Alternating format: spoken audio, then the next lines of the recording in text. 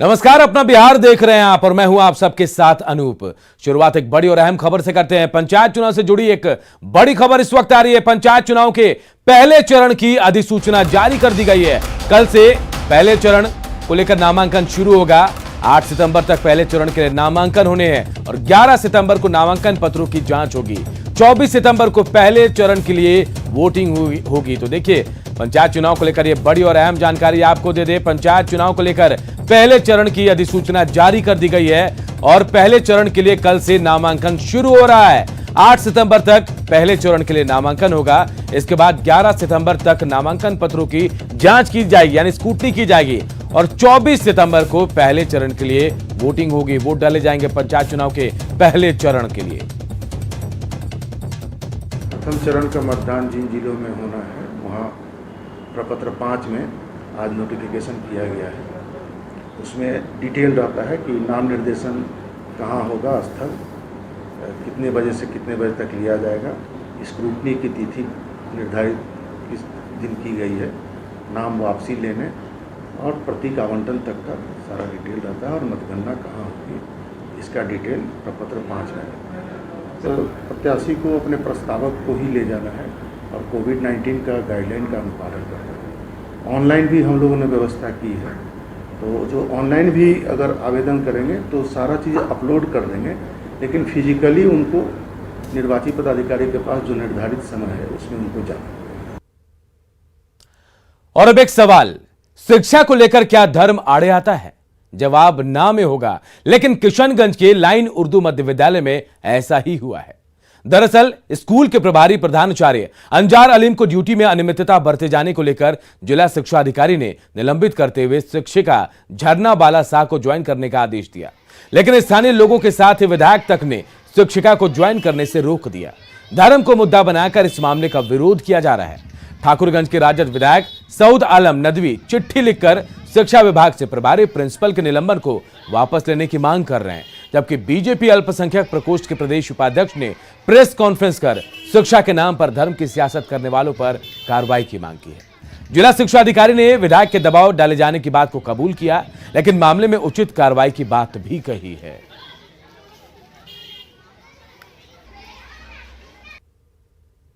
मैंने लाइन उर्दू के लिए जो झरना वाला साहब का आदेश हुआ है कि इनका यहाँ पोस्टिंग किया गया है, वो चिट्ठी अभी तक हमें नहीं मिला है, न मेरे कार्यालय को मिला है।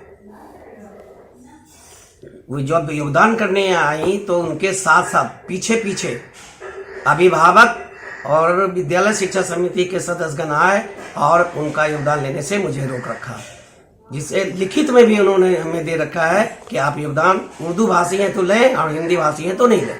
मैंने गार्जियन लोग विरोध कर रहे थे, गार्जियन लोग विरोध कर रहे और बीएसएस के सदस्य लोग विरोध किए। तो आपने आपके तरफ से कोई मतलब योगदान में कोई भी दिक्कत नहीं है? योगदान लेने के लिए तैयार हूँ और हमेशा उस वक्त भी मैं कर रहा हूँ कि मैं योगदान लेने के लिए तैयार हूँ। मुझे कोई आपत्ति नहीं है योगदान लेने से। मैं अपने चिट्ठी के माध्यम से भी स्पष्टीकरण दे चुका हूँ। किशनगंज के जिला शिक्षा पदाधिकारी ने बताया कि झरना वाला शाह की पदस्थापना नियमों के तहत हुई और इसमें कुछ भी गलत नहीं है। पद होता है वो सामान्य कोटि का होता है, वो एक प्रशासनिक पद होता है, एक सार्वभौमिक पद होता है।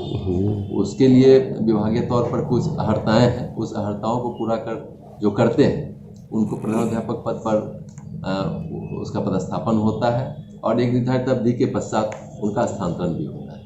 तो उसमें जो झरना वाला का जो पदस्थापना हुआ था वो आपके मुताबिक सही हुआ था? और हाँ, वो विभागीय नियम के अनुसार था, कमेटी द्वारा अप्रूव था, उसमें कहीं कोई कंफ्यूजन की बात नहीं है। और एक बड़ी खबर पटना से, जहां अधिकारी अनुभूति श्रीवास्तव के ठिकानों पर छापेमारी चल रही है। मामला आय से अधिक संपत्ति से जुड़ा है, जिसे लेकर विशेष निगरानी की टीम यह कार्रवाई कर रही है और रेड के दौरान 1 करोड़ से अधिक की संपत्ति का खुलासा हुआ है। अनुभूति श्रीवास्तव हाजीपुर में नगर परिषद में कार्यपालक पदाधिकारी के पद पर तैनात थे, लेकिन सीएम के जनता दरबार में 16 अगस्त को आई शिकायत के बाद उन्हें 18 अगस्त को निलंबित कर दिया गया। खुद मुख्यमंत्री नीतीश कुमार ने कार्रवाई के निर्देश दिए थे। पटना के ठिकानों पर जारी रेड का जायजा लिया हमारे सहयोगी संजय कुमार ने। वार अगेंस्ट करप्शन मुख्यमंत्री नीतीश कुमार का यूएसपी रहा है और यही कारण है कि 2005 में सत्ता संभालने के बाद मुख्यमंत्री नीतीश कुमार के नेतृत्व में बनी सरकार ने भ्रष्टाचार की जड़ों पर प्रहार करना शुरू किया। कई अधिकारी इसकी जद में आए और इस बार सत्ता संभालने के बाद भी नीतीश कुमार की नेतृत्व में बनी सरकार की कार्रवाई लगातार जारी है। आज एक बड़ी कार्रवाई स्पेशल विजिलेंस यूनिट की चल रही है पटना के तिलक नगर में, और यही वो आवास है नलिनी अनुभूति श्रीवास्तव, कार्यपालक पदाधिकारी बताए जा रहे हैं ये। और भभुआ नगर परिषद से जुड़ा हुआ ये मामला है, जहां पर करोड़ों रुपए के घोटाला का मामला सामने आया था, और यह मामला काफी दिनों तक दबाया गया था नगर विकास विभाग में। और मुख्यमंत्री के जनता दरबार में 16 अगस्त को यह मामला गया था, और उसके बाद सीएम ने इस मामले में कार्रवाई के आदेश दिए थे। 18 अगस्त को अनुभूति श्रीवास्तव को सस्पेंड कर दिया गया, तब ये हाजीपुर में एक्जीक्यूटिव ऑफिसर के पद पर तैनात थे। और उसके बाद स्पेशल विजिलेंस यूनिट की टीम ने इनके अगेंस्ट में FIR लॉन्च किया अपने थाने में। तकरीबन 1 करोड़ से अधिक का ये मामला है, आय से अधिक संपत्ति का। और उसके बाद डीएसपी रैंक के अफसरों के नेतृत्व में, डीएसपी रैंक के जो अफसर हैं उनके नेतृत्व में 10 अधिकारियों की टीम, यही आवास है, इस आवास के अंदर अभी छापेमारी कर रही है। देखिए नलिनी अनुभूति, ये उनका आवास है। और अभी से थोड़ी देर पहले जो अधिकारी थे उन्होंने इस बारे में हल्की सी ब्रीफिंग की है, बहुत कुछ उन्होंने नहीं बताया है, लेकिन इतना जरूर बताया कि आय से अधिक संपत्ति का ये मामला है। और फिलहाल जो फाइंडिंग्स है इसके बारे में जानकारी दी जाएगी। घंटों से ये छापेमारी चल रही है और अभी काफी देर तक इस छापेमारी के चलने की संभावना है। संजय कुमार, न्यूज़ 18 पटना। इधर दरभंगा में बाढ़ के हालात को देखते हुए थलवारा हायाघाट रेलखंड पर ट्रेनों का परिचालन रद्द कर दिया गया है। 15 ट्रेनों का परिचालन रद्द किया गया है, जबकि 10 ट्रेनों को मुजफ्फरपुर और समस्तीपुर शिफ्ट कर दिया गया है। हायाघाट के पास मुंडा पुल के गाटा पर बाढ़ का पानी आ गया है, जिसके बाद एहतियातन समस्तीपुर रेल मंडल के आदेश से अगले आदेश तक ट्रेनों का परिचालन परिवर्तित किया गया है। इससे यात्रियों की परेशानी बढ़ गई है। एक बार फिर दरभंगा में बागमती नदी का कहर देखने को मिल रहा है, और ये कहर जो पानी का जलस्तर बढ़ा है, जिसके बाद जो है दरभंगा और समस्तीपुर रेलखंड को बंद कर दिया गया है। हायाघाट और थलवारा के बीच में 16 नंबर पुल जो है वहाँ गाटर में पानी जो है गाटर के करीब आने के कारण जो है यातायात बंद कर दिया गया है। हम अभी दरभंगा स्टेशन पर हैं और पूछताछ केंद्र पर बहुत सारे यात्री ऐसे हैं जिन्हें पता नहीं था। अचानक से कल जो ट्रेनें बंद की गई हैं उसके बाद से लोग लगातार यहाँ आ रहे हैं, पूछताछ कर रहे हैं। और जबकि ये बताया जा रहा है कि 15 ट्रेन जो हैं उसको बंद कर दिया गया और 10 ट्रेन जो है उसका रूट परिवर्तन कर दिया गया है। कुछ ट्रेनों को समस्तीपुर होके समस्तीपुर बंद करके सीतामढ़ी भाया चलाया जा रहा है, तो कुछ ट्रेनों जो मुंबई जाने वाली ट्रेन है उन्हें मुजफ्फरपुर से खोला जा रहा है। तो यात्री की परेशानी बढ़ गई है इस पुल यातायात बंद होने से। एक यात्री हैं मुंबई जाना चाह रहे हैं, आए क्या परेशानी? सर अभी हम आए हैं लौकी से, अभी हमको मुंबई जाना है, टिकट बनवाए हैं। अभी उसका बोला है मुजफ्फरपुर से गाड़ी मिलेगा, आपको यहाँ से नहीं मिलेगा। उधर कहाँ पे बोल रहा है कि पानी भर गया है। जा पाइएगा मुजफ्फरपुर? परेशानी है सर, अनजान आदमी है, उतना जाना आना है नहीं, कभी कभार जाते हैं तो समस्या हो जाता है, बहुत समस्या। तो स्वाभाविक है कि अचानक से ट्रेन सेवा बंद हो गई है और यहाँ जो भी ट्रेन है उसके परिवर्तन कर दिया गया है, तो यात्रियों में परेशानी बढ़ गई है। विपिन कुमार, न्यूज़ 18 दरभंगा। और बिहार में कई नदियां इस वक्त उफान पर हैं। हाजीपुर से वैशाली जाने वाली नेशनल हाईवे 74 पर बाढ़ का पानी चढ़ गया। हालात यह है कि एनएच पर लालगंज के बाद सिर्फ बड़ी गाड़ियां ही वैशाली की ओर जा पा रही है। छोटी गाड़ियों को वापस लौटना पड़ रहा है, जिससे लोगों को काफी मुश्किलों का सामना करना पड़ रहा है। जायजा लिया हमारे सहयोगी शैलेंद्र कुमार ने। बिहार की कई नदियां एक साथ उफान पर हैं और स्थिति ये है कि इस तरीके से एनएच पर पानी चढ़ा है। और सबसे बड़ी बात है कि ये हाजीपुर वैशाली एनएच की हम तस्वीर दिखा रहे हैं, जहां पर सिर्फ बड़ी गाड़ियां ही इस वक्त चल सकती हैं। यदि आपको हाजीपुर से वैशाली की ओर जाना है तो लालगंज के आगे आप नहीं जा सकते हैं, क्योंकि लालगंज से आगे कई किलोमीटर तक किसी तरीके से सड़क पर पानी है। और जो लोग उधर से आ रहे हैं काफ़ी मुश्किलों का सामना करना पड़ रहा है, क्योंकि छोटी गाड़ियाँ नहीं चल रही, सिर्फ जो बड़ी गाड़ी है वो यहाँ पर चल पा रही है। और देखिए यहाँ पर गाड़ियों का कतार लालगंज के पास लग चुका है, क्योंकि जो छोटी छोटी गाड़ियां हैं वो आगे जा करके या तो ख़राब पड़ जा रही हैं या बंद हो जा रही हैं। इसके कारण वो लोग आगे नहीं जा रहे हैं और ख़तरा भी है, क्योंकि सड़क में बड़े बड़े गड्ढे भी हो चुके हैं। बच्चे को लेकर के आप जा रहे हैं आगे, तो पानी है, कैसे जाएंगे? अब जा रहे हैं, फिर वापस जाएंगे, वापस जा रहे हैं। तो देखिए ये है स्थिति कि कोई विकल्प लोगों के पास नहीं है। कब से ये पानी चढ़ा? ये पानी तो मतलब पिछले तकरीबन महीने दिन से तो था ही, लेकिन कल सुबह से मतलब बिल्कुल भयावह स्थिति हो गया है, बिल्कुल भयावह। जो किसी तरह का कोई औपचारिक मतलब जो होता है सहायता, किसी तरह का कोई कुछ नहीं हुआ है अभी तक। कल से और अभी के दोपहर 12-1 बज गए हैं। किसी तरह में भी पानी है। आप घरों में तो बिल्कुल रहने लायक नहीं है। हम लोग रोड पे घूम रहे हैं, घरों में तो बिल्कुल रहने लायक ही नहीं है। खाने का बंदोबस्त सोच रहे हैं कैसे क्या करें नहीं करें। बिल्कुल देखिए, स्थिति गंभीर है और सबसे बड़ी बात है कि जिस तरीके से सरकार दावा भले करती हो कि बाढ़ पीड़ितों के लिए लगातार काम किया जा रहा है, लेकिन जब नदियों का जलस्तर बढ़ता है और बाढ़ की जब स्थिति होती है तो तस्वीर आपके सामने है, हकीकत सामने दिखाई पड़ रही है कि किस तरीके से लोगों का सड़कों पर चलना मुश्किल हो चुका है। और जो सबसे बड़ी बात है कि ऐसे में जो लोग हैं उनको काफ़ी मुश्किल होती है। और यहाँ पर जो तस्वीर है कि यदि आपको हाजीपुर से वैशाली की ओर जाना है तो आप इस NH से नहीं जा सकते हैं, क्योंकि NH पर कई जगह पर पानी चढ़ा है और आगे जाना खतरा हो सकता है। कैमरा पर्सन दीपक के साथ शैलेंद्र, न्यूज़ 18 वैशाली। समस्तीपुर से गुजरने वाली सभी नदियां इन दिनों उफान पर हैं। मोड़वा प्रखंड से होकर गुजरने वाली नून नदी भी इन दिनों कहर बरपा रही है। हालात यह कि आसपास का इलाका पानी में डूब गया, लोगों के घरों में पानी घुस गया है और ऐसे में जिंदगी बचाने के लिए लोग बचा खुचा सामान समेटकर नावों की मदद से ऊंचे ठिकानों की ओर पलायन कर रहे हैं। गांव की स्थिति का जायजा लिया हमारे सहयोगी मुकेश कुमार ने। समस्तीपुर के मोरवा प्रखंड में इन दिनों नून नदी कहर बरपा रही है। कई गांव बाढ़ के चपेट में है। आपको ये लरुआ गांव है जिसका मैं दृश्य दिखा रहा हूं। जो लोग यहाँ बाढ़ के पानी में फंसे हुए हैं वो अपने घर से सामान निकाल करके नाव के सहारे सुरक्षित जगह पर जाने के प्रयास में लगे हुए हैं। आप तस्वीरों में देख सकते हैं, काफ़ी खराब स्थिति है इलाके की और लोगों के घरों में पानी प्रवेश कर गए हैं, जिसके बाद अपने सामान को लेकर के ऊंचे स्थान पर लोग जाने के प्रयास में जुटे हुए हैं। क्या स्थिति है बाढ़ की बाबा? बहुत बुरा हाल है। अच्छा, हाँ बहुत बुरा हाल है। हमको कोई शरणागत नहीं है।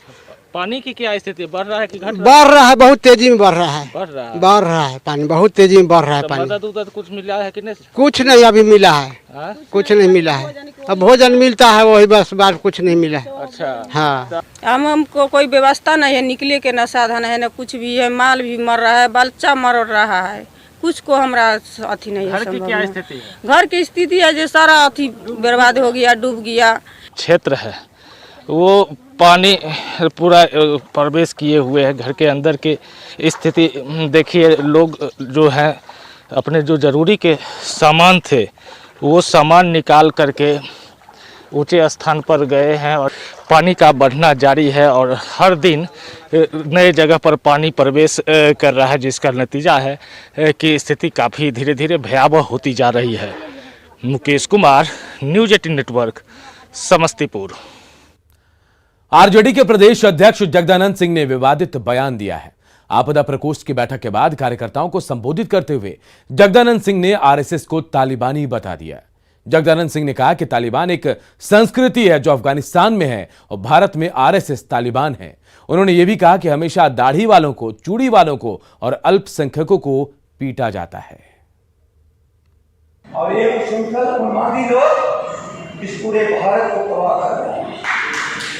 तालिबान नाम नहीं है, एक संस्कृति है अफगानिस्तान में और भारत में।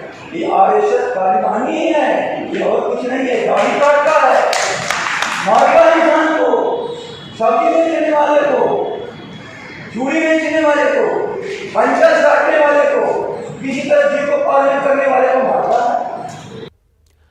और एक बड़ी खबर इस वक्त झारखंड से आ रही है। झारखंड के चाईबासा में ट्रेन से कटकर 4 लोगों की मौत हो गई है। दुरंतो एक्सप्रेस की चपेट में आने से यह हादसा हुआ है। विजय नदी रेल लाइन पर यह हादसा हुआ है। चक्रधरपुर रेल मंडल की यह घटना है। तो देखिए 4 लोगों की मौत हो गई है ट्रेन से कटकर और यह हादसा जो है झारखंड के चाईबासा में हुई है। दुरंतो एक्सप्रेस की चपेट में आने से 4 लोगों की जान चली गई है। शुभम हमारे सहयोगी इस खबर पर हमारे साथ जुड़े हैं। शुभम, कैसे यह हादसा हुआ, कैसे ये लोग दुरंतो एक्सप्रेस की चपेट में आए? जी, विंध्य नदी रेल पुल की यह घटना है। 4 लोग रेल पुलिया पार कर रहे थे और अचानक से दुरंतो एक्सप्रेस आ गई और इसी बीच ये घटना हो गई और इलाके में सनसनी है इसको लेके। शुभम, रेल पुल से ये लोग जा रहे थे, क्या इनको पता नहीं था कि सामने से ट्रेन आ रही थी? या फिर ये इतनी जगह नहीं थी कि किनारे हो सके कहीं? जी, इस बात से शायद असावधानी से ये लोग पार कर रहे थे और ये बड़ी घटना हो गई और इलाके में सनसनी है इसको लेके। और अभी फिलहाल काफी संख्या में लोग पुल के पास मौजूद हैं। शुभम, कौन है ये चारों लोग? क्या इनके बारे में पता चल पाया? कहाँ के रहने वाले, क्या नाम है इनका? जी, इस बारे में अभी तक पुलिस ने कोई पुष्टि नहीं की है। फिलहाल पुलिस इस मौके पर पहुंच रही है। अभी इस बारे में कोई और जानकारी नहीं है हमारे पास। चलिए, बहुत बहुत शुक्रिया आपका। तो चाईबासा से बड़ी खबर, जहां ट्रेन से कटकर 4 लोगों की मौत हो गई है। ये लोग दुरंतो एक्सप्रेस की चपेट में आने से इनकी जान गई है। बताया जाए कि रेल पुल पार करने के दौरान ये हादसा हुआ है। फिलहाल इनके बारे में जानकारी नहीं मिल पाई कि कौन ये लोग थे, क्या नाम थे, कहां के रहने वाले हैं। पुलिस मौके पर पहुंची और छानबीन कर रही है। छपरा के जयप्रकाश विश्वविद्यालय में राजनीतिक शास्त्र के पीजी सिलेबस से लोकनायक जयप्रकाश नारायण को आउट कर दिया गया। इनकी जगह पंडित दीनदयाल उपाध्याय के विचारों को पढ़ाया जाएगा। जेपी के साथ ही सिलेबस से लोहिया, एमएन रॉय और लोकमान्य तिलक को भी नए सिलेबस में जगह नहीं मिली है। इसे लेकर विश्वविद्यालय में राजनीति गरमा रही है।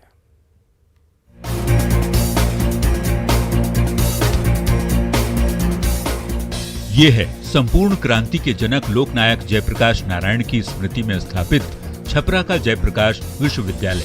विश्वविद्यालय में आजकल राजनीति शास्त्र के पीजी का सिलेबस चर्चा का विषय बना हुआ है। वजह है सिलेबस से जेपी को आउट कर पंडित दीनदयाल उपाध्याय के विचारों को शामिल करना। छात्रों ने विश्वविद्यालय प्रशासन से इस मामले में हस्तक्षेप की मांग की है। अगर जेपी का नाम नहीं शामिल किया जाता है सिलेबस में तो हम लोग उग्र आंदोलन करेंगे, विशाल आंदोलन करेंगे और जेपी यूनिवर्सिटी को घेरने का काम करेंगे। जेपी के साथ ही नए सिलेबस में लोहिया, एमएन रॉय और लोकमान्य तिलक को भी जगह नहीं मिली है, जबकि पहले इनके विचारों को पढ़ाया जाता था। छात्रों के विरोध को देखते हुए विश्वविद्यालय प्रबंधन ने इस मामले में राजभवन से बात कर सुधार का आश्वासन दिया है। जयप्रकाश जी के विचार को हटा देना, एक पॉलिटिकल थिंकर के रूप में उनको नहीं पढ़ा जाना और पहले से सिलेबस में वो थे और उनको हटा देना, यह अत्यंत ही दुर्भाग्यपूर्ण है और यह अभी संज्ञान में हमारे आया है। मैं कुलपति जी से इस पर बात करूंगा और फिर जो भी यहाँ एक जो निकाय है, स्टैट्यूटरी बॉडी है जो सिलेबस बनाती है, उसमें इस बात को मैं प्रभावी ढंग से रखूँ। अब इसी मुद्दे को लेकर राजनीति तेज हो गई है। आरजेडी अध्यक्ष लालू प्रसाद ने जेपी विश्वविद्यालय के सिलेबस से जेपी और लोहिया के विचारों को हटाए जाने को लेकर नाराजगी जताते हुए ट्वीट किया है। छात्रों की शिकायत इस बात से नहीं है कि दीनदयाल उपाध्याय को सिलेबस में शामिल किया गया है, बल्कि छात्रों की शिकायत यह है कि जेपी को सिलेबस से बाहर कर दिया गया, वो भी उस जेपी को जिसके नाम पर एक है। संतोष गुप्ता, न्यूज 18, छपरा। नई सरकार के गठन के 9 महीने हो चुके हैं, लेकिन बिहार सरकार ने राज्य में आयोग, बोर्ड और निगम का पुनर्गठन नहीं किया, जिससे आम लोगों को कई दिक्कतें हो रही हैं।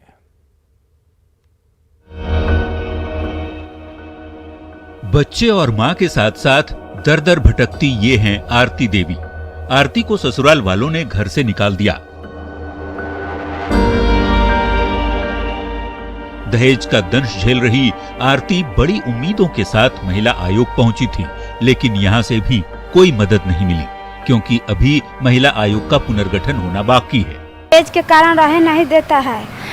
यदि घर में जाते हैं तो गहना छीन के मार के बेला दिया, सब बाले बच्चे मिलकर। आप अपना फरियाद लेके यहाँ पर आई हैं, तो यहाँ पे लोग क्या बोल रहे हैं? यहाँ पर बोल रहा है कि अभी केस नहीं हुआ, कि अभी बाद में हमको यथी नहीं है। कुछ यही हाल चंदा देवी का भी है। चंदा का मामला बैंक फ्रॉड का है। दिलमणि देवी जब महिला आयोग की अध्यक्ष थी तब कार्रवाई की प्रक्रिया शुरू हुई थी, लेकिन विधानसभा चुनाव के 9 महीने बीतने के बाद भी न तो महिला आयोग का पुनर्गठन हुआ और न ही महिला आयोग के अध्यक्ष पर किसी की नियुक्ति हुई। नतीजा ये हो रहा है कि जब तक पुनर्गठन होगा नहीं तब तक महिला आयोग कुछ कर नहीं सकता। तो फिर वहाँ पे भी 1-2 बार सुनवाई हो चुकी है, लेकिन अभी फिलहाल बंद है, कुछ सुनवाई वहाँ हो नहीं रही है। तो फिर वही मुश्किल है, वहाँ पे थोड़ा होना चाहिए, खुलना चाहिए तो सुलभ करते थे। लेकिन अभी तो महिला आयोग भंग है, महिलाएं के साथ बहुत दिक्कत है। महिला इतना असहाय हो गई है कि कहती है कि हम जाएं तो कहाँ जाएं। हेल्पलाइन जा रही है तो कोई सुन नहीं रहा है, थाना पर जा रही है तो कोई सुन नहीं रहा है।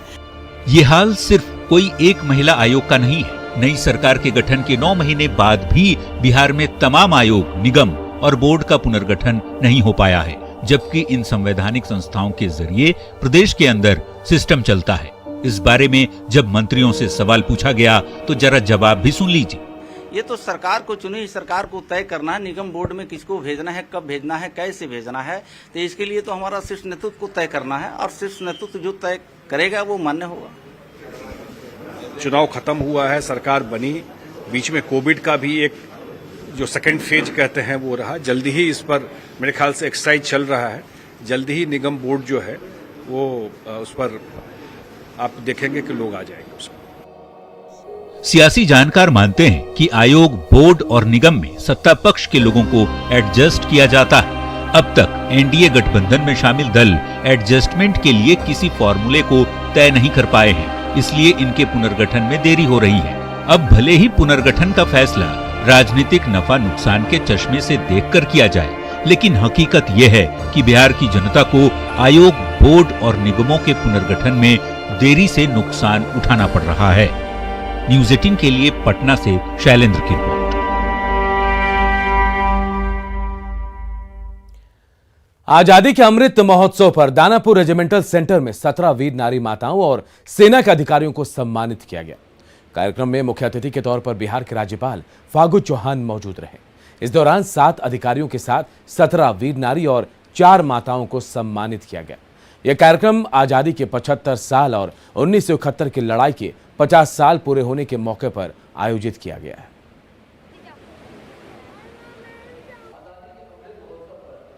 आज़ादी मिले इसलिए 75वां है।